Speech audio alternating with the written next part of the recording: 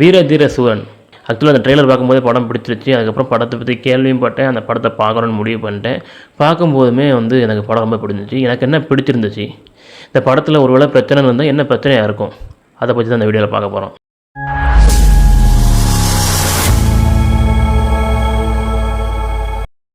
பொதுவாக எல்லா படமே எல்லாருக்குமே பிடிக்க வேண்டிய அவசியம் கிடையாது. காரணம் ஒவ்வொருத்தருக்கும் ஒவ்வொரு வியூ இருக்கும். அதுதான் ஒரு படத்தோட நோக்கமே அதுதான்.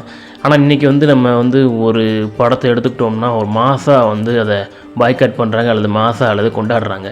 இந்த மாதிரி பல எக்ஸாம்பிள் சொல்ல முடியும். சரி, இப்போ இந்த படத்துக்குள்ளே போவோம். இந்த படத்தை நான் போன ஒரு வீடியோவில் சொல்லியிருந்தேன், அடலசன்ஸ் வெப் சீரிஸ் பார்த்துருந்தேன்.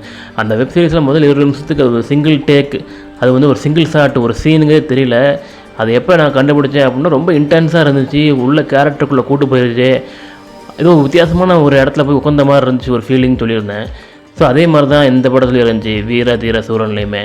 இதுலேயுமே எடுத்தவொடனே கதை ஆரம்பிச்சிருச்சு. எனக்கு உண்மையிலே இந்த மாதிரியான ஒரு கதையை சொல்கிறது தான் பிடிக்கும். எடுத்தவொடனே இவர் யார் என்னன்னு சொல்லாமல் திடீர்னு ஒரு போகிற போக்கில் நம்ம தெரிஞ்சுக்கிறது தான் ஒரு இன்ட்ரெஸ்டிங்காக இருக்கும். அதே மாதிரி தான் இந்த படமும் ஆரம்பிச்சதுலேருந்து ரொம்ப என்ன சொல்கிறது, ஆரம்பத்துலேருந்தே ஒவ்வொரு சீனுமே இம்பார்ட்டண்ட்டாக தெரிஞ்சு, அது மட்டும் இல்லாமல் படம் போக போக ரொம்ப இன்டென்ஸாக சீன்ஸ் எல்லாமே ரொம்ப இன்டென்ஸ்ன்னு சொல்கிற என்ன மீனிங் அப்படின்னா, அந்த படத்தில் இந்த சீன் நம்ம உள்ளே கூட்டு போயிடுது.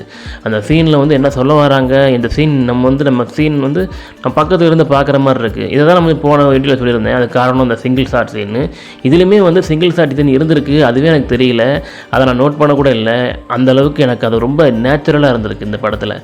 அதுக்கப்புறம் நான் பின்னாடி இங்கே யூடியூப்பில் வீடியோ பார்க்கும்போது தான் தெரிஞ்சிச்சு சிங்கிள் ஷாட் சீன்ஸ்லாம் இருக்குது இதில் அப்படின்ட்டு. ஸோ அந்தளவுக்கு ரொம்ப இன்டென்ஸான மேக்கிங்காக இருந்துச்சு. இந்த கதை ஒரு ரெகுலரான கதை தான். ஒரு ரவுடி கும்பலில் விக்ரம் இருக்கா, அந்த ஹீரோ காளி இருக்கான். ஸோ இப்போ அந்த கும்பலிருந்து விலகி வெளியே தனியாக இருக்கார். இப்போ அவரை மறுபடியுமே அவர் கூப்பிடுறாங்க. கூப்பிட்டு எனக்கு இன்னொரு வேலை பண்ணி கொடு அப்படின்னு. இது மாதிரி நம்ம பல படங்கள் பார்த்துருப்போம். ஜான்விக்கு கூட கிட்டத்தட்ட இதே மாதிரி படம் தான். ஆனால் ஜான்விக்கில் கூப்பிட மாட்டாங்க. ஸோ அது வேறு மாதிரி கேரக்டர். நான் ஜான்விக் கூட கம்பேர் பண்ணலை. ஸோ அதுக்கான ரிசம்பிளன்ஸ் சொல்கிறேன் நான். ஸோ போயிட்டார். போய் அவர் அவாய்ட் பண்ண ட்ரை பண்ணுறாரு இந்த புது வேலைக்கு.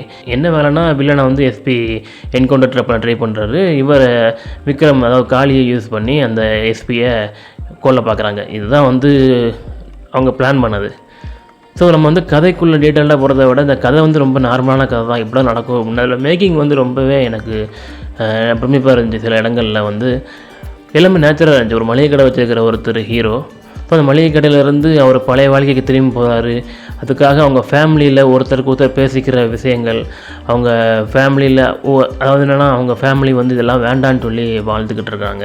இதெல்லாத்தையும் விட்டுட்டு போகணுமா, இது எல்லாத்துக்குமே ஜஸ்டிஃபை பண்ணுறது நமக்கு தோணும். எதுக்கு நீ போயிட்டுருக்க, அப்போ தான் உட்கார வேண்டியதானே, இப்போ போய் எதுக்கு சண்டை போடுறதுன்னு எல்லாத்துக்குமே சாதாரணமாக தோன்றது தான். அந்த அவங்க ஒய்ஃப் சொல்கிற விஷயந்தான் அதுவுமே. ஆனால் அதுக்கும் ஒரு பதில் சொல்லுவாங்க, அந்த வில்லன் எப்படிப்பட்டவன் அப்படின்ட்டு. அவங்க வீட்டுக்கு பார்த்துருக்காங்க அப்படின்னா, உங்கள் குழந்தை குட்டிங்களாம் எனக்கு தெரியும் எங்கே இருக்காங்கன்னு. நீ ஒத்துக்கிடலை அப்படின்னா என்னால் என்ன பண்ண பண்ணிடுவேன் அப்படிங்கிற மாதிரி தான் மிரட்டுருவோம். இதனால் இதை மாதிரி சில டயலாகுமே வச்சுருப்பாங்க படத்தில்.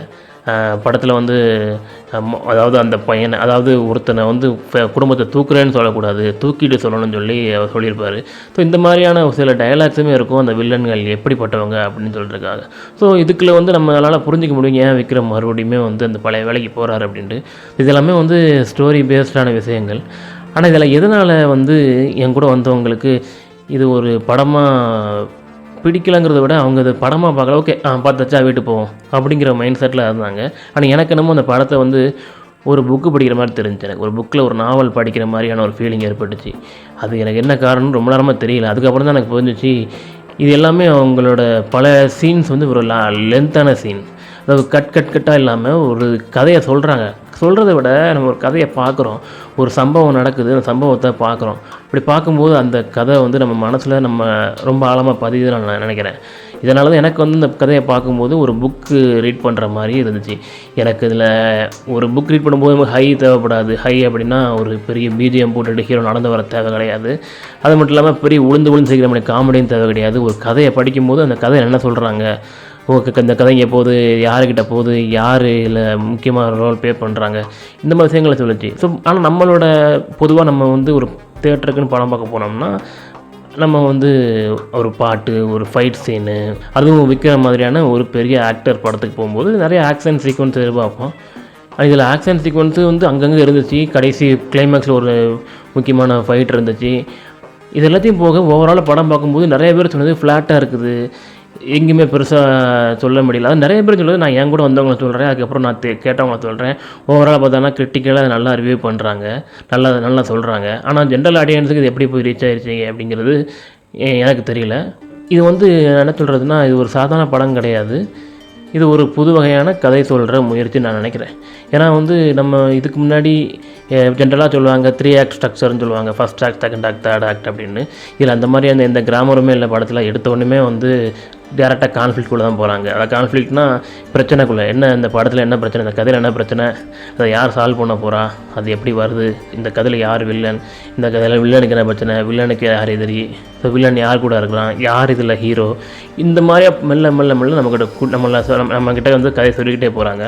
ஸோ இது வந்து ஓவராலாக பார்க்கும்போது எனக்கு ஒரு புக்கு படித்த, ஒரு ஷார்ட் ஸ்டோரி படித்த ஒரு ஃபீலிங் கிடச்சி. ஸோ இந்த படத்தில் எனக்கு வந்து ஒரு வித்தியாசமாக தெரிஞ்ச விஷயம் வந்து இன்ட்ரோல் பிளாக். பொதுவாக வந்து எனக்கு இன்ட்ரோல் பிளாக்குங்கிறதே படம் பார்க்கும்போது இன்ட்ரோலுங்கிறது தேவை கிடையாது. ஆனால் நம்ம ஊரில் இன்ட்ரோல் இருக்குது, அதை நம்ம ஒன்றும் பண்ண முடியாது. ஸோ இன்ட்ரோல் பிளாக்குன்னு ஒரு சீன் எழுதுகிறாங்க. ஆக்சுவலாக இன்ட்ரோல் பிளாக்னு ஒரு சீன் இருக்குது, உண்மையிலே ஒரு சீன் இருக்குது. என்னென்னா எஸ்பி வந்து காளிங்கிறவன் வந்து ஒரு பெரிய ரவுடி, இதுக்கு முன்னாடி ரவுடியாக இருந்தான், இப்போ அமைதியாக வாழ்கிறான் அப்படின்னு எஸ்பிக்கே தெரியுது. ஸோ அதை டைலாக்ல வெளிப்படுத்துகிறாரு எஸ்பி, அதை எஸ்டே சூரிய வெளிப்படுத்துகிறாரு. ஸோ அப்போ மாதம் வந்து நடந்து போகிறான் காளி. இதை பார்க்கும்போதே ஒரு நல்ல பிஜிஎம் போடுறாங்க. அது இன்ட்ரோல் நிறைய பேர் வந்து அதை இன்ட்ரோல் நினச்சி எந்திரிச்சிட்டாங்க, பக்கத்தில் இருந்து ஃபோன்லாம் பார்க்க ஆரம்பிச்சிட்டாங்க. ஆனால் அதுக்கப்புறம் மறுபடியும் படம் கண்டினியூ ஆச்சு. அடுத்த இடத்துல இன்னொரு இடத்துல போய் ஒரு இன்ட்ரோல் பிளாக் விட்றாங்க. யார் அப்படின்னா இந்த கலையும் காளியும், அதாவது கலை விக்ரமோட அந்த ஒய்ஃபும் அவங்களும் கல்யாணம் பண்ணுறாங்க. கல்யாணம் பண்ணுற இடத்துல காட்டுறாங்க. அந்த கல்யாணம் காட்டுறதே வந்து ஒரு புதுசாக இருந்துச்சு. அந்த விக்ரம் கல்யாணம் போடுற அந்த பொண்ணுக்கு குழந்தை இருக்குது. ஓகே, நம்ம நினைப்போம், ஓகே இந்த குழந்தை இருக்குது அப்படின்னா இது இவங்க பொண்ணு கிடையாதா, இது இவங்க கல்யாணம் கிடையாதா, அப்படி வந்து இவங்க தான் கல்யாணம் பொண்ணு மாப்பிள்ளை. ஸோ அப்போ புரியுது நமக்கு, ஓகே இவங்க வந்து ஏற்கனவே ஒரு பொண்ணை கல்யாணமாகி தனியாக இருக்கிற பொண்ணை, கணவன் இல்லாத இருக்கிற பொண்ணை கல்யாணம் பண்ண போகிறாருன்னு சொல்லி புரியுது நமக்கு. ஸோ அது ஒரு சீனு. அதுக்கப்புறமா திலீப்னு சொல்லி ஒரு கேரக்டர் பேரை சொல்கிறாங்க. அந்த கேரக்டரை காட்டவே இல்லை, ஆனால் அந்த கேரக்டர் தான் ஒரு மேஜர் ரோல் ப்ளே பண்ணியிருக்குது. அதாவது விக்ரம் வந்து இந்த இப்படி ஒரு சாதாரண வாழ்க்கைக்கு போகிறதுக்கு முக்கியமான காரணமாக அந்த கேரக்டர் இருந்திருக்கு. அதுக்கப்புறமா வந்து இன்னொரு கேரக்டர்னு சொல்கிறாங்க, மாணிக்கம்னு சொல்லி, கிட்டத்தட்ட விக்ரமோட பேரலாக இருப்பார்னு நினைக்கிறேன். ஏன்னா வந்து பெரியவருங்கிறவர் வந்து விக்ரமை சூஸ் பண்ணுறாரு இந்த பிரச்சனையிலேருந்து சால்வ் பண்ணுறது. அதாவது எஸ்பி வந்து இவங்களை என்கவுண்டர் பண்ண போகிறோன்னு முடிவு பண்ணதுக்கப்புறம் இந்த பெரியவர்னு சொல்கிற அந்த முக்கியமான வில்லன் என்ன சொல்கிறாரு, நம்ம வந்து காளியை கூப்பிடுவோங்கிறாரு. அவரோட பையன் வந்து கண்ணன் என்ன சொல்கிறாருன்னா மாணிக்கத்தை கூப்பிடுவோம், அவன் எல்லாத்தையும் முடிச்சு விட்ருவான் அப்படிங்கிறாரு. ஸோ விக்ரம் கீக்குள்ளாக ஒரு பேரலாக ஒரு கேரக்டர் இருக்குதுன்னு நினைக்கிறோம். இதுவுமே வந்து அந்த படத்தில், அது இவங்களே வந்து இது பார்ட் 2ன்னு சொல்லியிருக்காங்க. ஸோ இதுக்கு முன்கதைகள் இருக்கும். இந்த கதை சொல்லல முக்கியமான விஷயம் என்னென்ன அப்படின்னா அந்த முன்கதைகள். அதாவது நம்ம எடுத்தோன்னே ஓப்பனிங்கில் ஒரு ஹீரோ இருக்கார், இவர் அப்பா அம்மா இருக்காங்க, இவர் இப்படி வந்தாருன்னு சொல்லாமல் ஒரு ஹீரோ வந்து டேரெக்டாக போய் ஒருத்தன்ட்ட போய் சண்டை போடுறான். அதுக்கப்புறம் அங்கேருந்து கதை தொடங்கும் போது ஓகே யார் எதுக்காக சண்டை போடுறாங்கிற ஒரு தாட் ப்ராசஸே வந்து புதுசாக இருக்கும். அது வந்து நம்ம பெரும்பாலும் வந்து நம்ம சினிமாக்கள், நம்ம ஊர் சினிமாக்களில், நம்ம ஊரில் மட்டும் இல்லை, எந்த ஒரு ஜென்ரலான சினிமாக்களில் அதை பார்க்க முடியாது. அதாவது ஒரு இந்த சொல்கிறாங்களே 3 ஆக்ட் ஸ்ட்ரக்சர், அதாவது ஃபஸ்ட் ஆக்டில் இன்ட்ரடக்ஷன், செகண்ட் ஆக்டில் கான்ஃப்ளிக்ட், தேர்ட் ஆக்டில் ரெசல்யூஷன் சொல்கிறாங்களே. ஸோ அந்த மாதிரி கிராமர் இல்லாமல் ஆரம்பிக்கிற ஒரு சினிமாவுக்கு ஒரு தனி ஈர்ப்பு இருக்குது. எனக்கு இந்த படத்தில் முக்கியமான ஈர்ப்பு அதுதான். எந்த ஒரு கிராமரையும் ஃபாலோ பண்ணாமல் ஒரு சிறப்பான கதை சொல்லலை இங்கே கையாண்டிருக்காங்க. இந்த படம் பார்க்குற எல்லாருக்குமே வந்து இந்த படம் தனியாக பார்த்தோமா அல்லது ஒரு படமாக பார்த்தோம்னா கண்டிப்பாக பிடிக்கும். ஆனால் ஒரு மாஸாக பார்க்குறோம், மாஸ் மீன்ஸ் எப்படின்னா ஒரு 5 பேர் கும்பலாக என்ஜாய் பண்ணி போய் பார்க்க போகிறோம் அப்படிங்கும்போது அதில் ஒரு ஆள் வந்து என்ன இதில் ஒரு மாஸ் சீனே இல்லை அப்படின்னு சொல்லிட்டா கூட ஒரு சைக்காலஜிக்கலாக மிச்சம் உள்ள 4 பேருக்குமே ஆமாண்ணே படம் சாதாரணமாக இருக்குது அப்படிங்கிற ஃபீல் வந்துடும். ஆனால் ஒரு கதையை படிக்கிறோம், ஒரு ஈவெண்ட்டை தெரிஞ்சுக்கிறோம், ஒரு ஈவெண்ட்டை சொல்கிறாங்க, வித்தியாசம் சொல்லியிருக்காங்கன்னு யோசித்தோம்னா இது ஒரு பெஸ்ட்டான கதையாக நான் ரீசெண்ட் டைம்ஸில் பார்த்த ஒரு பெஸ்ட்டான கதையாக நினைக்கிறேன். நான் லாஸ்ட்டு வீடியோ சொல்லும்போது அட்டலன்ஸ் எந்த அளவுக்கு ஒரு பாதிப்பு ஏற்படுத்துச்சோ அதுக்கு ஒரு 60% பாதிப்பை இந்த படம் எனக்கு ஏற்படுத்துச்சு.